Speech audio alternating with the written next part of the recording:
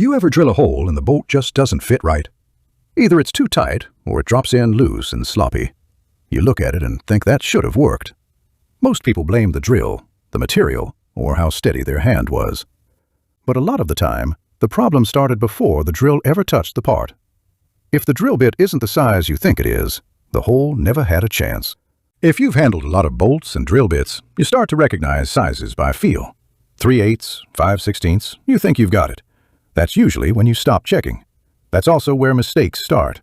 It's easy to grab something that feels close and assume it's right, especially if your set has been used a lot, or bits have gotten mixed around. This is a 3/8 bit. This one is 25/64. The difference between them is only about 15 thousandths of an inch. You're not going to see that just by looking at it. It doesn't look like enough to matter. But watch what it does. Same bolt. This hole was drilled with the 3/8 bit. It fits the way it should. This one was drilled with the 25/64 bit. Now the bolt drops in loose. You can see the movement. That difference doesn't show up on the bit. It shows up in the result. Once that hole is wrong, everything that comes after it is working around a problem that didn't have to be there. And this is where it starts to stack up. That loose fit might not seem like a big deal at first, but now the bolt isn't locating anything. The parts can shift. If you tighten it down, you're not clamping the way you think you are. If you're threading into something softer, you're already closer to stripping it out.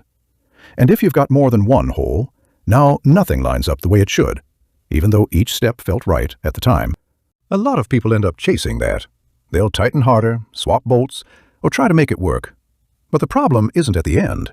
It started with the size of that hole. Everything after that is just reacting to a mistake that was already built in. There are other things that can throw a hole off. Worn bits, wobble in the chuck, the part moving while you drill. All of that is real. But if the size is wrong to begin with, none of that matters. You started off wrong, and the result reflects it.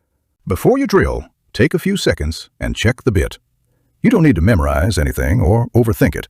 Just make sure you know what bit you have before you commit to the hole.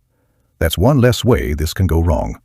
This video is part of Why Your DIY Projects Keep Going Wrong and How to Fix It playlist.